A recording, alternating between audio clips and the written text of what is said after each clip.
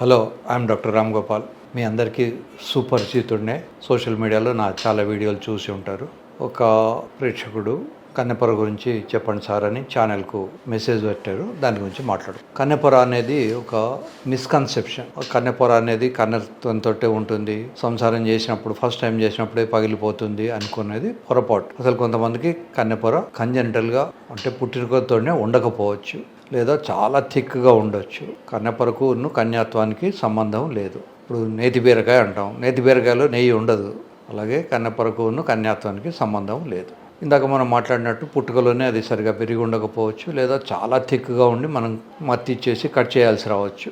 రెండు రకాలుగా కూడా ఉంటుంది. ఈ కన్నెపొరకు ఒక్కొక్కసారి మామూలుగా ఉన్న వాళ్ళు కూడా ఎక్సర్సైజ్ చేసినప్పుడు, రన్నింగ్ చేసినప్పుడు, జంపింగ్ చేసినప్పుడు అది పగిలిపోవచ్చు. అంతకుముందే సంసారం చేసినప్పుడు అప్పుడు కూడా పగిలిపోవచ్చు. దాన్ని ఒక ఏదో మనం వస్తువును కదా సీల్ వేసినాము, ఆ సీల్ తీసినాము అన్న ఫీలింగ్తో చూడకూడదు. బేసిక్ అండర్స్టాండింగ్ అది ఫస్ట్ పాయింట్. దాంతో శరీరానికి మనస్సుకు సంబంధం లేదు. ఈ మగవాళ్లకు ఉన్నటువంటి పిచ్చి ఆలోచనను కవర్ చేయడానికి కోసం పాపం లేడీస్ చాలా కష్టాలు పడి ఇదివరకు ఏ మేక రక్తంలోనో స్పాంజ్ ముంచి లోపల పెట్టుకేసుకొని ఆ రక్తం వచ్చిందా లేదా అని చూసుకుని, ఓహో రక్తం వచ్చింది కనుక ఈమె కన్నపొర ఇప్పుడే దిగిపోయింది అని అనుకోవడం. కొన్ని రిలీజియన్స్లో వాళ్ళు ఫస్ట్ నైట్ నాడు ఒక తెల్లటి బెడ్షీట్ వేసి దాని మీద రక్త మరకలు ఉన్నాయా లేవా అనేది నెక్స్ట్ డే చూసేవాళ్ళు. ఇదంతా కూడా అనాగరికం. నాగరికత ఏమిటి అంటే ఎవరి ఇష్టం వచ్చినట్టు వాళ్ళు. ఇప్పుడు షేక్ హ్యాండ్ ఇవ్వడం ఎంత సహజమో, మానసికంగా ఫ్లర్ట్ చేయడం అంతే సహజము, లేదా శారీరకంగా కలవడం కూడా అంతే సహజం. కాలం మారిపోతున్నది. ఈ పూర్వకాలపు ఆలోచనలతోటే,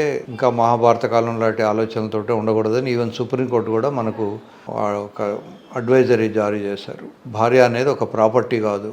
మీకు ఇష్టమైతే ఆమెతో సంసారం చేయొచ్చు, ఆమెకి ఇష్టమైతే మీతో చేయొచ్చు. అంతేగాని దానికి ఒక బైండింగు, ఇది నా ప్రాపర్టీ అని అనుకోవడం పొరపాటు.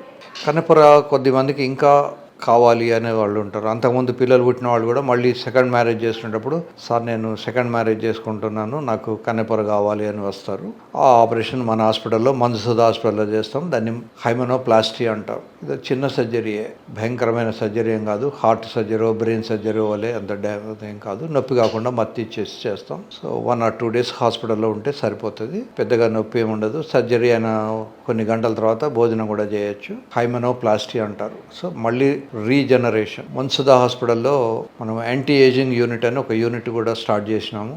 దీంట్లో అంతకుముందు ఉన్న వయస్సును తగ్గించుకోవడానికి మొహం మీద కొంతమందికి వయసు వచ్చిన తర్వాత చెంపలు జారిపోతాయి, ఇలా కిందికి వచ్చేస్తాయి. ఇలా జారిన దాన్ని మళ్ళీ పైకి లేపేందుకు ఒక పద్ధతి ఉంటుంది. దాన్ని ఫేస్ లిఫ్ట్ అంటారు. ఈ ఫేస్ లిఫ్ట్ కానీ, కొంతమందికి బ్రెస్ట్ కిందికి జారిపోయి ఉంటుంది, దాన్ని మళ్ళీ పైకి లేవట్టడాన్ని కూడా బ్రెస్ట్ ఎలివేషన్ అని. తర్వాత కొంతమందికి బ్రెస్ట్ సైజ్ చాలా చిన్నగా ఉంటుంది, వాళ్ళకు సైజ్ పెంచడానికి కోసమని బ్రెస్ట్ ఇంప్లాంట్స్ పెట్టడము. తర్వాత హైమను మళ్ళీ కొత్తగా తయారు చేయడము, ఇది హైమెనోప్లాస్టీ. ఇవి కాకుండా మగవాళ్ళకు కూడా, సార్ నేను మళ్ళీ సెకండ్ మ్యారేజ్ చేసుకోదలుచుకున్నాను, నేను యువకుడిగా కనబడాలి అంటే అతని ఫేస్కు కూడా ఫేస్ లిఫ్ట్ చేస్తాము. ఒకవేళ అతనికి శృంగార సమస్యలు ఏమైనా ఉంటే, అవసరం అనుకుంటే పినల్ ఇంప్లాంట్ సర్జరీని ఒక సర్జరీ చేసి పినిస్లో ఈ ఇంప్లాంట్ పెడతాము.